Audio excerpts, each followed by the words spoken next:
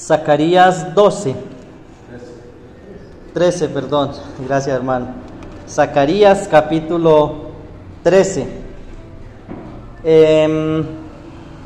Este capítulo comienza hablando acerca de aquel día o en aquel tiempo, que es una frase que se repite constantemente en estos 2 o 3 últimos capítulos.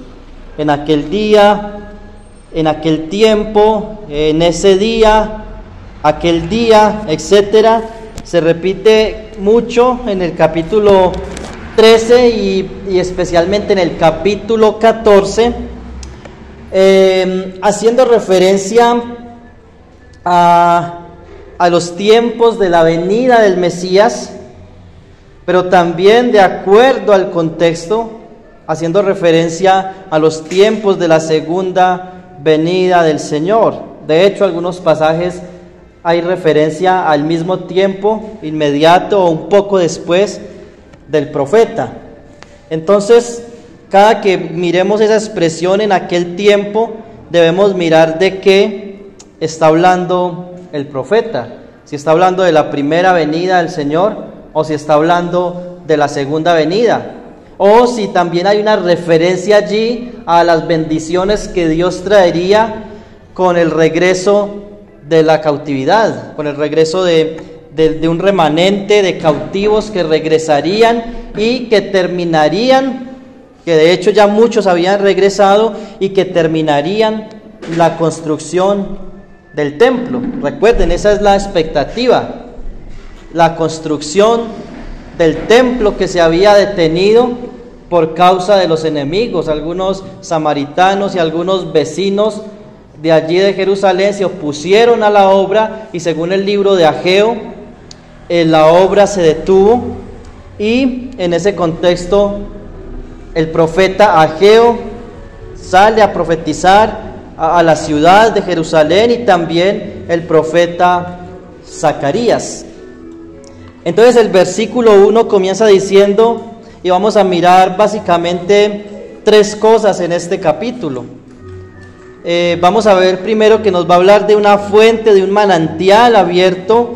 Luego vamos a ver y a dedicar una parte del estudio acerca de la limpieza, del castigo del Señor sobre los falsos profetas.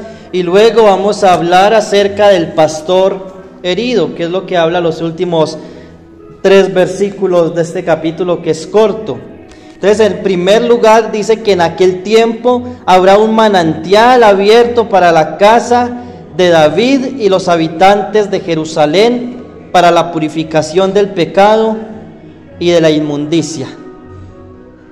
Entonces, nuevamente en aquel tiempo, y debemos tener en cuenta de lo que está hablando aquí el profeta. Está hablando de un manantial abierto para la casa de David y para los habitantes de Jerusalén, de la ciudad de Jerusalén. ¿Para qué?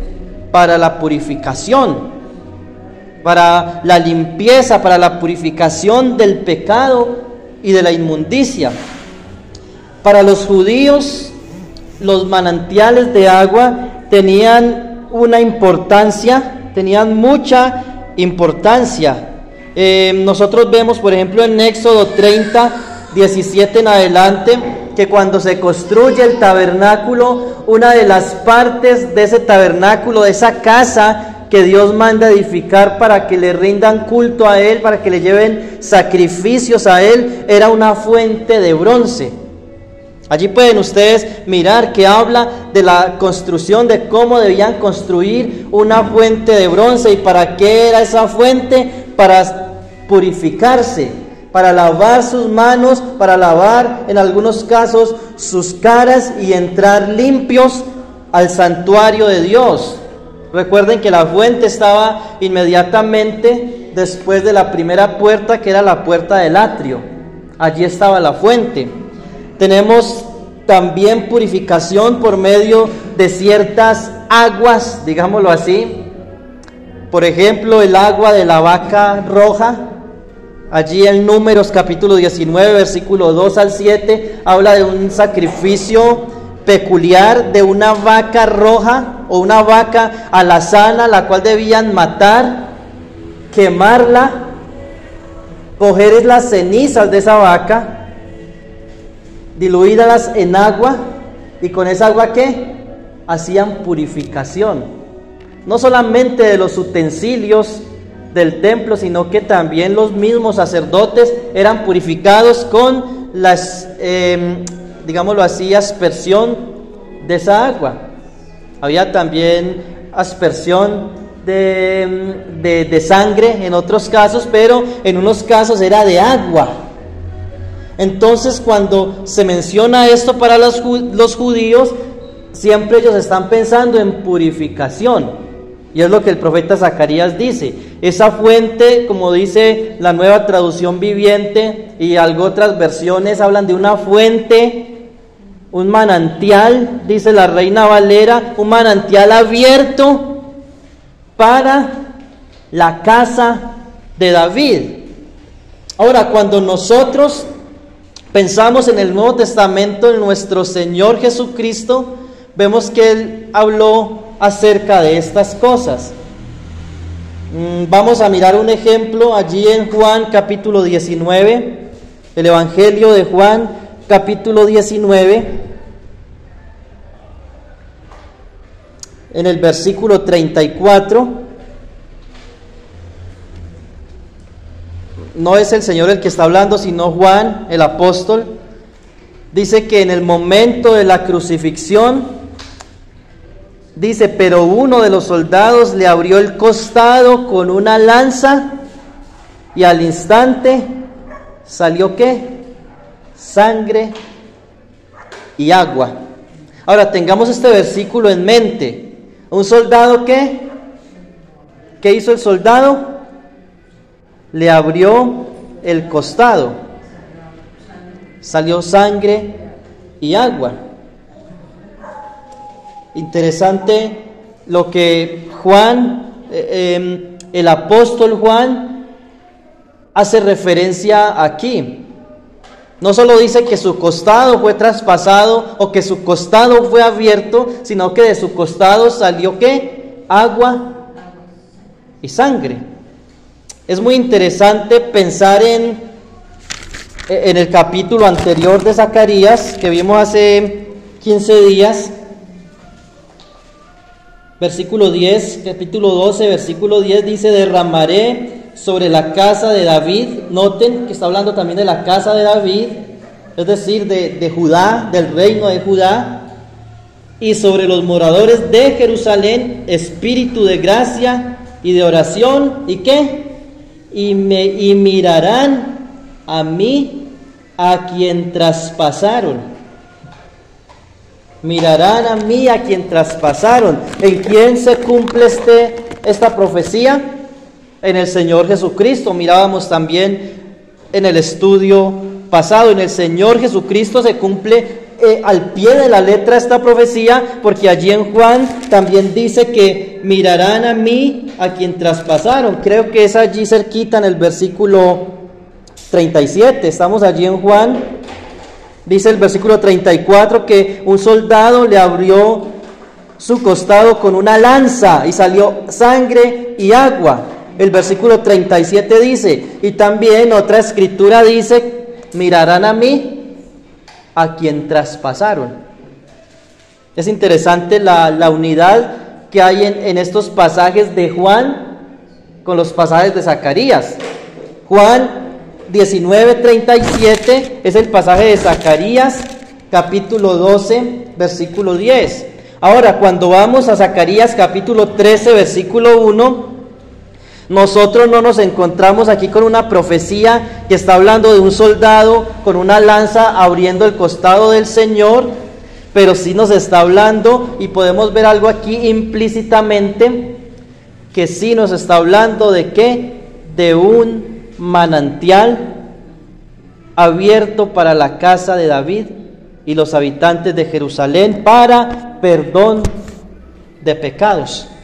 Noten lo que dice Hebreos capítulo 10, versículo 32. Vamos allí por un momento.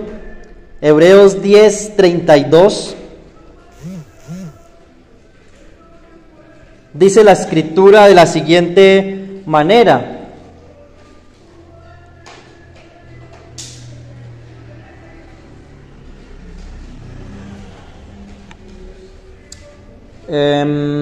Capítulo 10, versículo 22.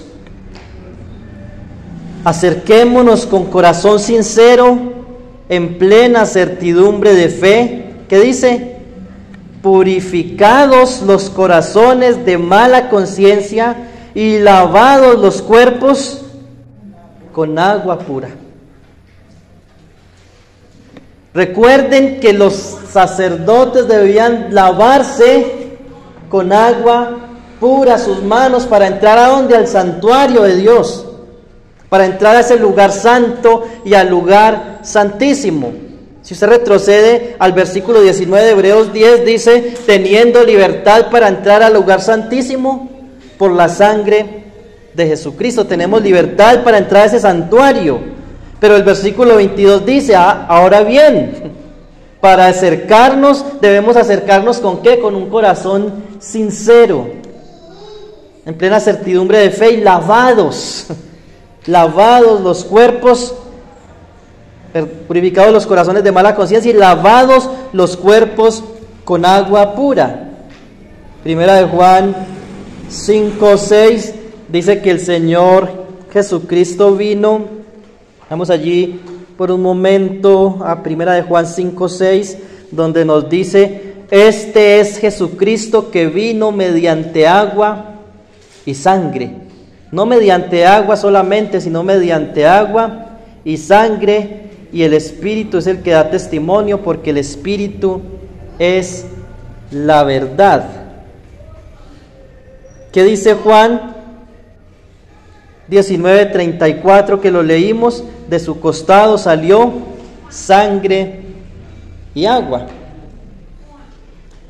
Los profetas, en especial Zacarías en este caso, pero también Ezequiel, hablan de un manantial de agua, un manantial de agua para la casa de Judá. Por ejemplo, y no lo vamos a leer porque es largo el texto, en Ezequiel capítulo 47, desde los versículos 1 en adelante, usted puede notar que el profeta también está hablando de unas aguas que salen del templo de Dios. Ahora, Ezequiel está viendo una visión de un templo escatológico para Ezequiel, es decir, un templo que para Ezequiel era futuro. Y en este pasaje es muy interesante. Allí en Ezequiel 47 vamos a mirar solo una parte de este pasaje. Las aguas salutíferas, dice el título en la Reina Valera. Vamos a leer el principio. Dice, me hizo volver luego a la entrada de la casa. ¿De qué casa? El templo de Dios. Y aquí aguas que salían de debajo del umbral de la casa hacia el oriente, porque la fachada de la casa estaba al oriente, y las aguas descendían de debajo hacia el lado derecho de la casa, al sur del altar.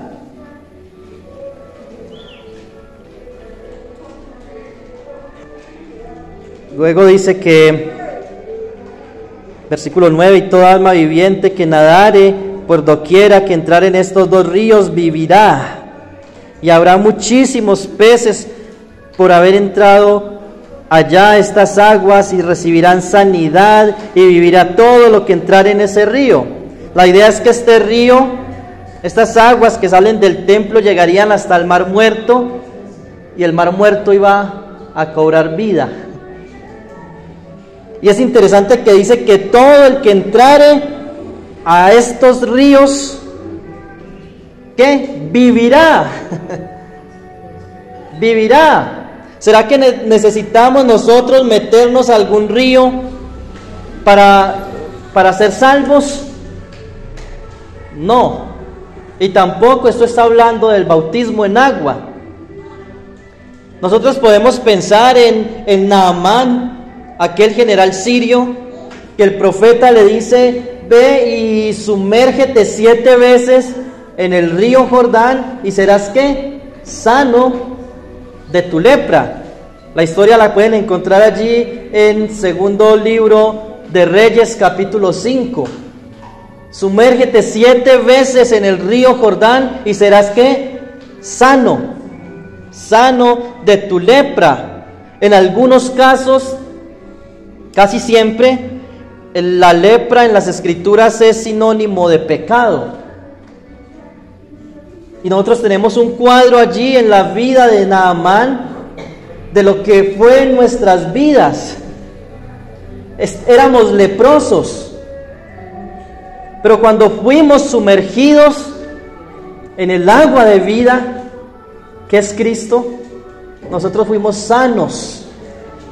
Nosotros vemos también un cuadro allí en Ezequiel.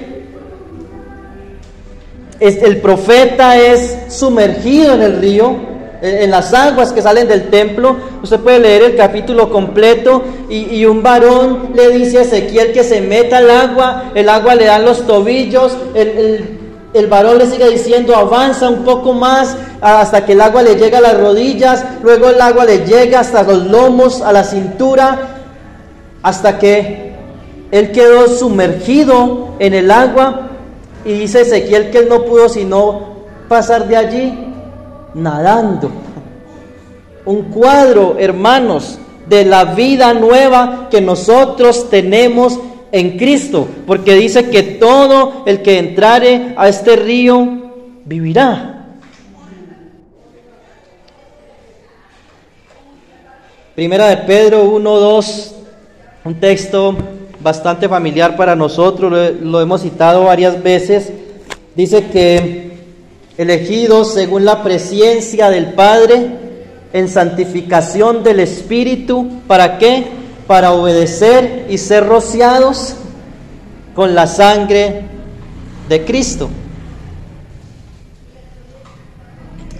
Yo propongo, hermanos, que este pasaje de Zacarías capítulo 13 no está hablando de otra cosa que de nuestro Señor Jesucristo, que la obra de nuestro Señor Jesucristo, en quien nosotros tenemos vida, en quien nosotros fuimos sanos de nuestra lepra y en quien nosotros podemos presentarnos delante del Padre purificados, limpios de inmundicia. Dice la Escritura también allí en Colosenses 1:14, en quien tenemos redención por su sangre, el perdón de pecados. Esa purificación del pecado y de la inmundicia está hablando también de perdón total de nuestros pecados. Como dice también Primera de Juan 1:9, aquel texto que muchos sabemos de memoria: si confesamos nuestros pecados, Él es fiel y justo para perdonar nuestros pecados y limpiarnos de toda maldad. Fuimos perdonados de una vez y para siempre, porque Él es la propiciación por nuestros pecados. Dice Primera de Juan capítulo 2, versículo 1. Él es la propiciación por nuestros pecados. Fuimos perdonados de una vez y para siempre, pero por su gracia, cada que caemos y nos ensuciamos nuestras manos, nuestros pies, podemos venir a Él y somos purificados por su perdón. Ahora, esto no anula un significado profético para nosotros acerca de la Nueva Jerusalén. Como dice Apocalipsis capítulo 22, versículo 1-2, vamos allí un momento. También nos habla de estas aguas. Apocalipsis 22, 1 y 2 dice: después me mostró un río limpio de agua viva, de agua de vida, resplandeciente como cristal, que salía ¿de dónde? Que salía del trono de Dios y del Cordero.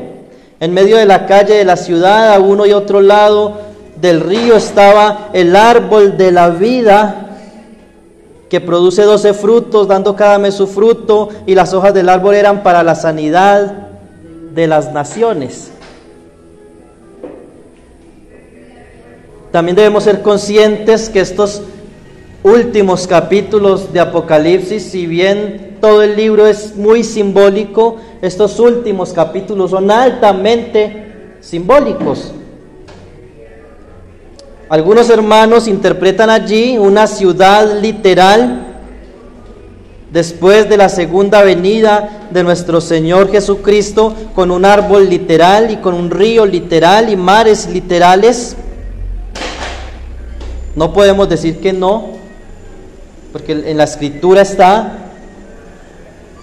Pero también algunos hermanos muy serios ven allí, en aquel río que sale del trono de Dios, una figura de nuestro Señor Jesucristo, de la presencia de Cristo ahora en la iglesia y de la presencia de Cristo por la eternidad, porque Él va a venir a establecer su reino. No es nuestro reino, es su reino. Por su gracia Él nos ha hecho parte del reino. Como dice por allá en Timoteo, 2 Timoteo 2:22, si sufrimos con Él, reinaremos con Él. Pero el Rey es uno solo. El Rey es uno solo, nuestro Señor Jesucristo, y su presencia estará por la eternidad, hermanos, en el reino de los cielos, y su presencia está en la iglesia hoy. Hoy está, el Señor está aquí, hermanos, mientras cantamos, mientras oramos, mientras escuchamos su palabra. Podemos estar seguros que Él está aquí en medio nuestro, que es una realidad. Gloria al Señor, porque eres esa fuente abierta para nosotros también el día de hoy. Ahora, luego el profeta comienza a hablar, o continúa lo que ya había hablado en capítulos anteriores, acerca de, vamos allá al versículo 2 de Zacarías 13, dice que en aquel día, dice Jehová de los ejércitos, quitaré de la tierra los nombres de las imágenes y nunca más serán recordados, y también haré cortar de la tierra a los profetas y al espíritu de inmundicia. Versículo 3, acontecerá que cuando alguno profetizare, aún le dirá a su padre y su madre que lo engendraron: no vivirás porque has hablado mentira en el nombre de Jehová. Y su padre y su madre que lo engendraron le traspasarán cuando profetizare. Subrayen ahí esa expresión, le traspasarán, porque el capítulo 12 versículo 10, ¿de quién está hablando la profecía cuando dice le traspasarán? Del Mesías, de nuestro Señor Jesucristo. Pero estos dos versículos aquí están hablando ¿de qué? De falsos profetas. Debían morir. Deuteronomio 18:22 en adelante dice que todo el que profetizare, todo el que diere una profecía y no se cumpliera, ¿qué deberían hacer con él? Debía ser muerto, debía ser apedreado. Es interesante que había otra forma, lamentablemente no apunté el texto, si alguno lo tiene por favor nos lo da. El sacerdote Finés, en una ocasión, dice la escritura que, yo creo que estamos allí por Números 23, así más o menos, dice que los israelitas trajeron mujeres moabitas a las tiendas, y que hubo un varón israelita que trajo a una mujer llamada Cosbi a su tienda, estaba teniendo relaciones con ella. El pueblo había caído en lo más bajo en ese momento, pero un sacerdote, el sumo sacerdote o el hijo del sumo sacerdote llamado Finés, cogió una lanza y ¿qué? Los traspasó, los atravesó. Así que no era algo nuevo para los judíos escuchar de que alguien era muerto de esta manera. Era una forma de ejecución. De hecho, la mayoría de las muertes en las guerras de los judíos eran traspasados o por lanza, o por espada, o por flecha, o por dardo. En el caso hubo alguien en la Biblia que murió atravesado por un dardo en su corazón, creo que fue Absalón, el hijo de David. Dice que quedó colgando de su cabello por allá en unos bejucos, en un matorral, y Joab, general de David, cogió un dardo, le traspasó el corazón. Así que morir traspasado era algo que era familiar para los judíos. Por eso dice que si hubiese un falso profeta, dice que aún su padre y su madre que lo engendraron le van a decir: no vivirás, has hablado mentira. Dice: y su padre y su madre que lo engendraron, ¿qué? Le traspasarán cuando profetizare.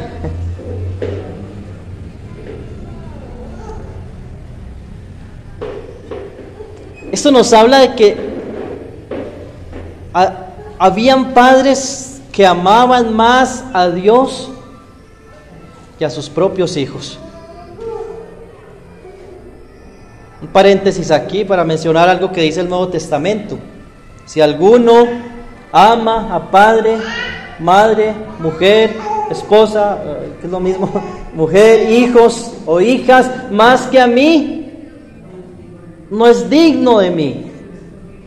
En otras partes dice: no puede ser mi discípulo. Estos padres de falsos profetas, dice que ellos mismos matarían a sus hijos si fuesen hallados como falsos profetas. Y una muerte dramática, traspasados, muy seguramente por una lanza de mano. Creo que esto se llama una jabalina, ¿cierto? Habían unas manuales que cualquier persona podía mover. El que ama padre, madre, mujer, a hijos, más que a mí, no es digno de mí, dice el Señor. Ahora, volviendo a los falsos profetas, dice que esos profetas, y sucederá en aquel tiempo que todos los profetas, versículo 4. Ahora, está hablando aquí de profetas que se avergonzarán de su visión cuando profetizaren, ni nunca más vestirán manto velloso para mentir. Dice que y puede estar hablando de esos falsos profetas, de que se iban a avergonzar. La idea es de que iban a tener miedo, se iban a esconder y no iban a usar ropa que era muy común en los profetas. Dice ahí ropa vellosa. No vestirán manto velloso. ¿Qué es un manto velloso? Ropa áspera. Puede estar hablando de ropa de camello, ropa de pelo de animal, como usaba el profeta Elías, como usó luego también Juan el Bautista. Y es interesante. Ahora, devolvámonos al tiempo del profeta. Con la bendición del regreso de los cautivos, esto iba a tener cumplimiento. Algo que hizo el cautiverio en los judíos fue que casi, digámoslo así, extinguir los falsos profetas, pero también extinguir a los ídolos, y vamos a ver en un momento eso. Sin embargo, si hubiese un falso profeta, ese falso profeta iba a tener miedo, se iba a esconder, no se iba a vestir como un profeta, pero tiempo después, más de 400, un poquito más de 400 años después, vino un profeta que sí se vistió de ropa vellosa. ¿A quién me estoy refiriendo? A Juan el Bautista. Dice la Escritura que él se vistió de ropa de camello. No tuvo temor, no tuvo vergüenza de vestirse de esa manera. ¿Por qué? Porque era un verdadero profeta de Dios. No había temor en él, no había vergüenza en él de vestirse de esa manera. Por eso el versículo 5 también dicen, y dirá, no soy profeta, labrador soy de la tierra, pues he estado en el campo desde mi juventud. El que era falso profeta, si le preguntaban si era un profeta, él iba a decir, no soy profeta, soy agricultor. Parecido a lo que dijo en una ocasión el profeta Amós, ¿recuerdan? No soy profeta ni hijo de profeta, lo que yo soy es un agricultor y también cuido ovejas en el campo. Ellos iban a decir que eran labradores de la tierra por temor a ser descubiertos como falsos profetas, o en el caso de profetas verdaderos que el Señor levantare, ellos también se iban a atemorizar. ¿Por qué? Porque lamentablemente muchos profetas del Señor fueron tenidos por falsos profetas. ¿No le pasó a Jeremías? Este profetiza mentira. ¿Cómo así que va a venir desolación, que va a venir guerra? Y los verdaderos profetas, entre comillas, decían paz, paz, paz vendrá. Pero Jeremías decía guerra, espada, pestilencia vendrá. ¿Y qué decía la mayoría del pueblo? Jeremías es un falso profeta. Había razones para tener temor de decir que si yo era profeta del Señor, de decir soy el profeta de Dios. En tiempos de Elías, los que han leído la historia, se pueden dar cuenta que muchos profetas jóvenes fueron encarcelados en días de Jezabel y Acab. Que Micaías, alguien que le profetizó verdaderamente a Acab, que se fue en contra de los falsos profetas, terminó ¿dónde? En la cárcel, mantenido a punta ¿de qué? De pan y agua, los que han leído la historia. Entonces habían suficientes razones para tener temor, fuese verdadero profeta o fuese falso profeta, con mayor razón. En Miqueas capítulo 3 versículo 7, casi 300 años antes de Zacarías, dice el profeta Miqueas, y serán avergonzados los profetas y se confundirán los adivinos, y ellos todos cerrarán sus labios, porque no hay respuesta de Dios. No había respuesta de Dios, no habría respuesta de Dios, y eso causaría vergüenza también en los profetas. Si los profetas del Señor en el Antiguo Testamento fueron tenidos por falsos profetas, ¿será que el día de hoy también verdaderos siervos de Dios, verdaderos predicadores de Dios, pueden ser tenidos como falsos maestros? ¿Puede pasar? Puede pasar. Como decía un escritor, estamos viviendo en la era de la sinrazón. Estamos viviendo en un mundo que parece el mundo del revés. Algunos no sé si escucharon esa historia cuando eran niños en la escuela, en segundo de primaria, el mundo del revés.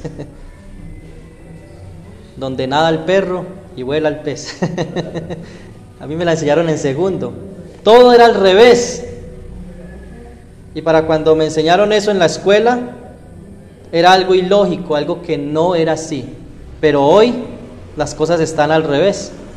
Los falsos profetas, los falsos maestros son tenidos como dignos de hombres de Dios.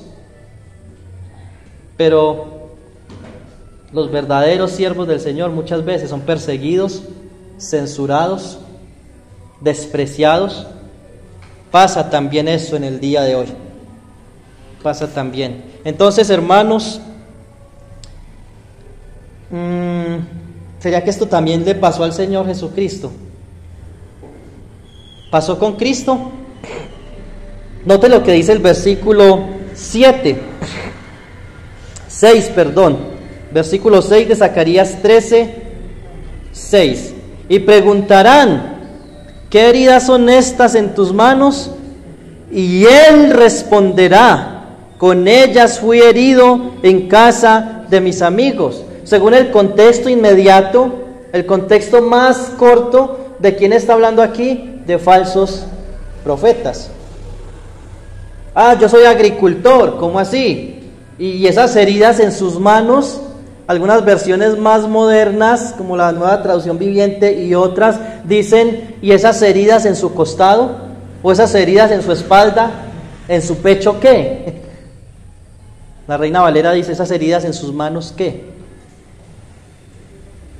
Había una costumbre de falsos profetas, de adivinos, que era también, que fue conocida en tiempos de Elías, en los profetas de Baal, que ellos ¿qué hacían? Se cortaban. Es decir, cuando ellos estaban implorando a Baal para que cayera fuego a consumir ese sacrificio allí, ese buey que habían despedazado, llegó la tarde y nada que Baal escuchaba. ¿Y qué hacían ellos? Dice que se cortaban.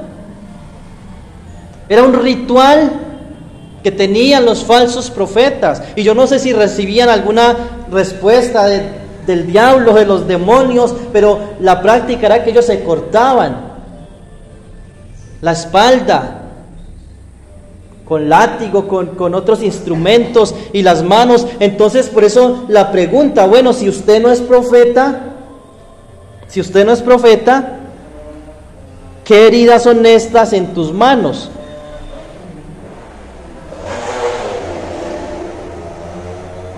Hermanos, recuerden lo que hablamos hace un momento.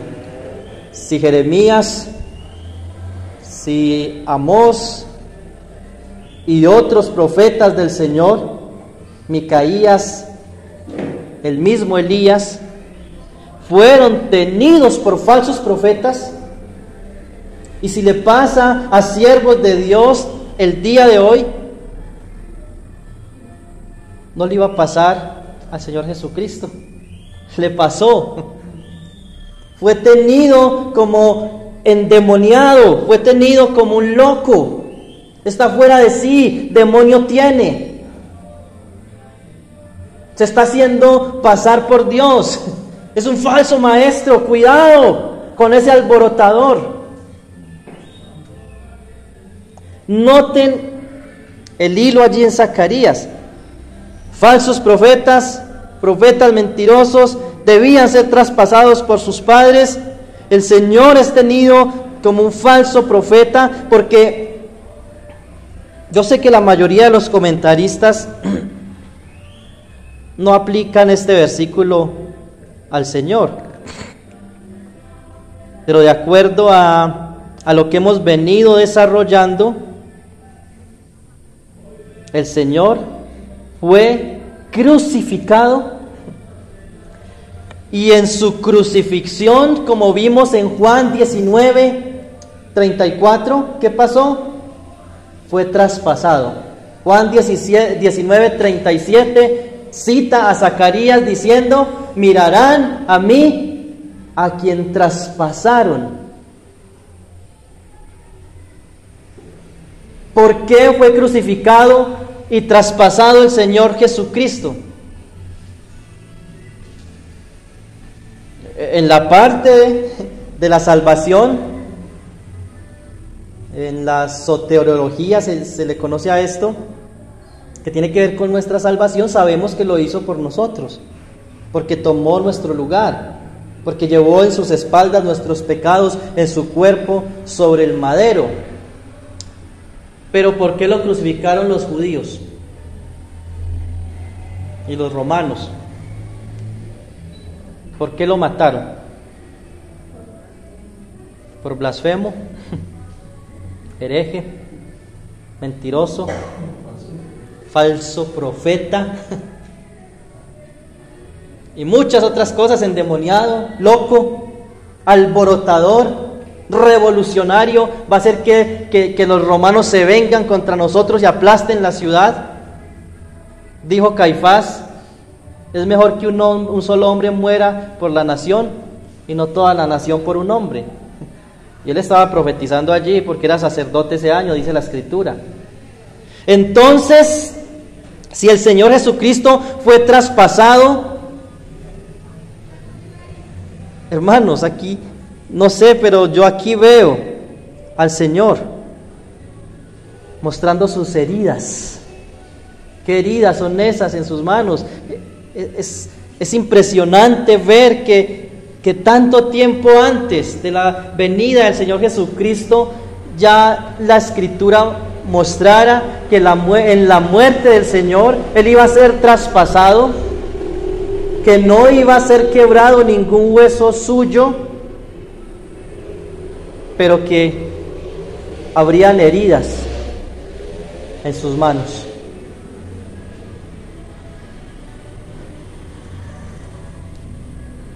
Con ellas fui herido en casa de mis amigos, de mis íntimos, de mis familiares, de los judíos. El Señor Jesucristo era judío, Él no era un moabita, Él no era un romano, Él no era una amonita. Él murió en Jerusalén a mano de los judíos. Claro, teológicamente sabemos que fueron nuestros pecados y que fue el Padre el que lo entregó por nosotros, pero materialmente los que lo hirieron fueron los judíos, los que lo entregaron, aunque ellos no movieron un dedo, ellos fueron los autores intelectuales. Y fue un romano el que atravesó el costado. Fue un romano el que clavó los clavos en sus manos, pero el Señor dice: fue en casa de mis amigos. Luego entramos a la última parte que habla acerca del pastor herido. Levántate, versículo 7, levántate, oh espada, contra el pastor y contra el hombre compañero mío, dice Jehová de los ejércitos, y hiere al pastor, y serán dispersadas las ovejas, y haré volver mi mano contra los pequeñitos. Noten que es el Señor el que dice: levántate, oh espada. Aquí tenemos un ejemplo. Para los que vienen a las clases de hermenéutica, hago un paréntesis aquí. Aquí tenemos un ejemplo de lo que se conoce como una figura literaria llamada apóstrofe. Una apóstrofe. ¿Qué es una apóstrofe? Cuando nosotros en la Biblia encontramos a alguien hablándole a un objeto inanimado o hablándole a un muerto, o cuando encontramos en la Biblia a un objeto inanimado hablando o a un muerto hablando. Y este es un ejemplo de esto. El Señor le está hablando a un objeto inanimado, a una espada. Levántate, espada.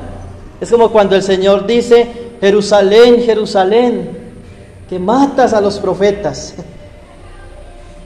O es como cuando David le está hablando a un muerto. ¿Sabían que David le habló a un muerto? Cuando él dice: Absalón, hijo mío, Absalón, ¿quién me diera morir en lugar tuyo? ¿Absalón lo estaba escuchando? No. Los muros, Jerusalén, el concreto escuchaban la voz del Señor. No. La espada de acero escucha la voz del Señor. No.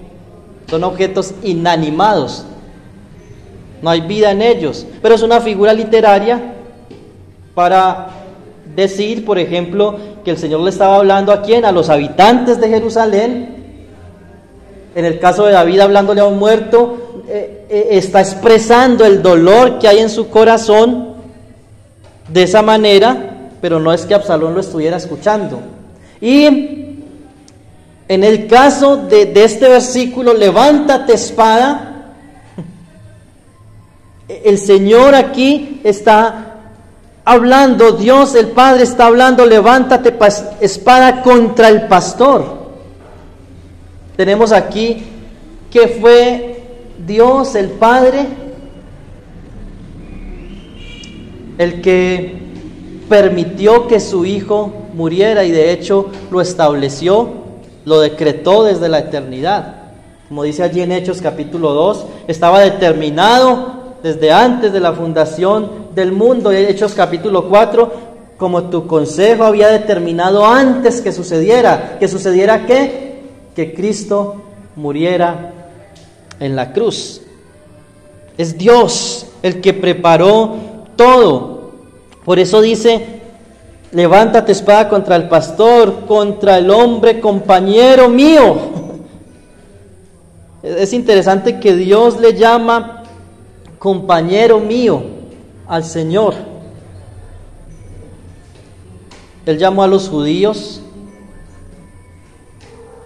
y a todas las personas, porque fue el pecado de la humanidad lo que llevó a Cristo a la cruz. Amigos, en casa de mis amigos. Ya no somos llamados siervos, sino amigos. En un buen sentido somos llamados amigos del Señor, pero también el Señor se refiere a otro hombre como amigo de una manera despreciable. Tú no eres mi hermano, tú eres mi amigo. ¿A quién le dice así? A Judas, que vienes, amigo. Pero Dios le llama al pastor que sería herido compañero mío. Hermanos, la Escritura nos revela, nos deja claro que en la Trinidad hay una intimidad desde la eternidad. Hay una unidad entre Dios el Padre, Dios el Hijo, Dios el Espíritu Santo, desde la eternidad y hasta la eternidad.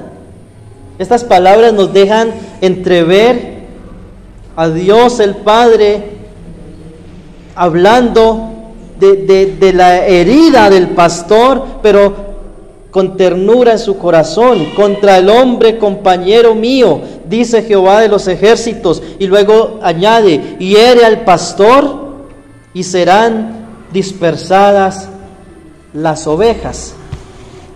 La palabra del Señor dice, y voy a citar por cuestión de tiempo, pero ustedes pueden apuntar y son textos muy conocidos.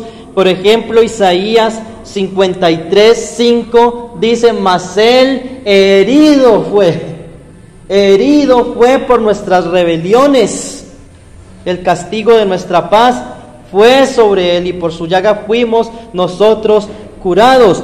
Isaías 53:10: con todo Jehová quiso quebrantarlo. Y esa expresión es aplastarlo.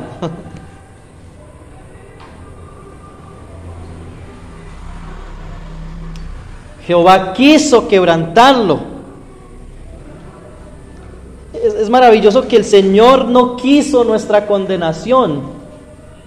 Él quiso quebrantar a su Hijo para que nosotros tuviésemos vida. Jehová quiso quebrantarlo. Dice Mateo 26:31, Mateo 26:31, donde el apóstol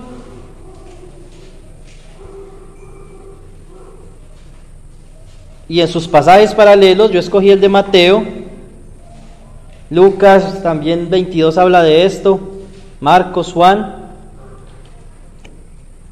creo que Juan no, creo que Lucas y Marcos. Dice el versículo 31 del Mateo 26: entonces Jesús les dijo: todos vosotros os escandalizaréis de mí esta noche, porque escrito está. ¿Qué está escrito? Heriré al pastor y las ovejas del rebaño serán dispersadas. Noten que el Señor Jesucristo el Señor Jesucristo interpreta el texto de Zacarías en lo que está sucediendo en ese momento histórico. Él está diciendo de lo que habló Zacarías, del pastor herido. Eso se está cumpliendo, se va a cumplir en pocas horas en mí. Escrito está: heriré al pastor y las ovejas serán dispersadas. El Señor está hablando aquí de su muerte. El pastor va a ser herido. ¿Quién es el pastor? Nuestro Señor Jesucristo, y las ovejas serán dispersadas. Qué maravillosa la palabra de Dios. Y noten cómo todo se une. Hay unidad en esto. El Señor traspasado, el Señor tenido por falso profeta, el Señor herido en sus manos, y aquí el pastor herido y las ovejas dispersadas. Eso pasó cuando al Señor lo crucificaron. Todos fueron esparcidos, todos se escondieron, hasta el mismo Pedro, que en este mismo pasaje le dice: no, Señor, yo no me voy a escandalizar, yo voy contigo si es posible hasta la muerte. Pero también fue dispersado. Se cumplió al pie de la letra.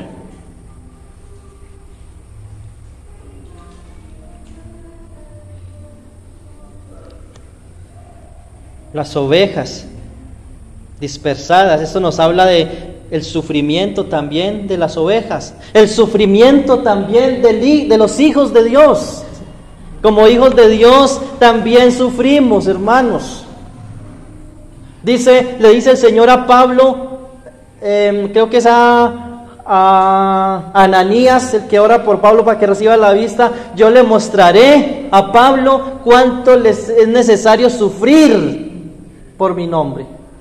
Luego Pablo, cuando escribe las epístolas, dice: a nosotros nos es concedido por parte del Señor Jesucristo no solamente que creáis en Él, sino también que sufráis, que padezcáis por Él. Creo que es Filipenses 1:29 que habla de esto. También Colosenses capítulo 1 versículo 24 dice: ahora me gozo en lo que padezco y cumplo en mi carne lo que falta de los padecimientos de Cristo.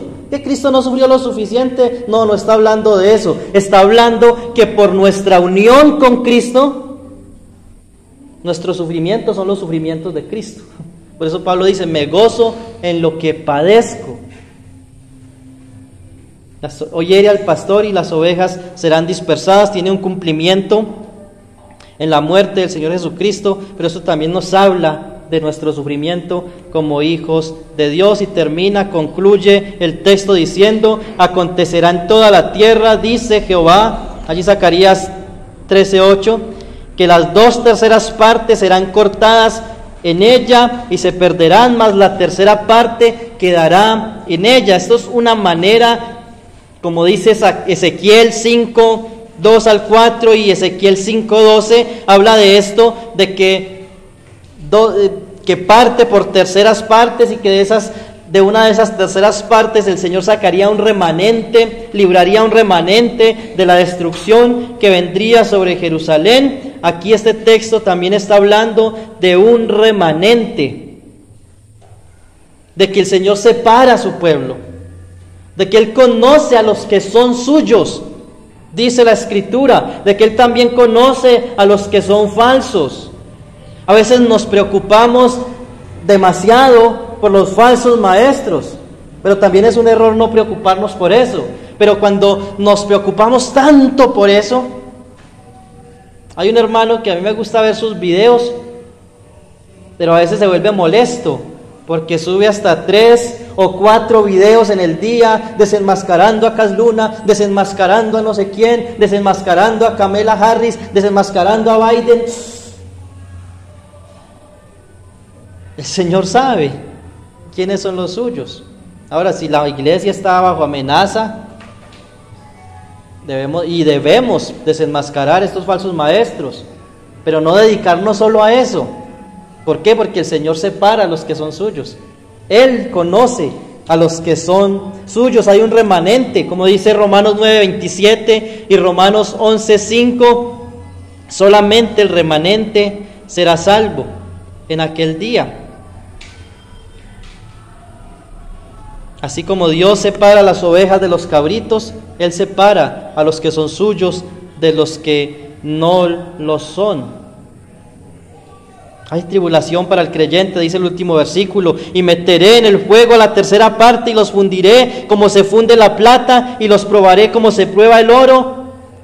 Habla del sufrimiento del pueblo de Dios, del remanente del Señor que será probado, pero dice, Él invocará mi nombre y yo le oiré y diré, pueblo mío, y Él dirá, Jehová es mi Dios, como allí en Oseas 2:23, que dice que en aquel tiempo los llamaré y les diré, al que no era pueblo le diré pueblo, a la no compadecida le diré compadecida, usando estos nombres, Lo Ruama y Lo Ami, no compadecida, no amada, no misericordia, pero en aquel día, dice el Señor allí en Oseas, les diré, pueblo mío.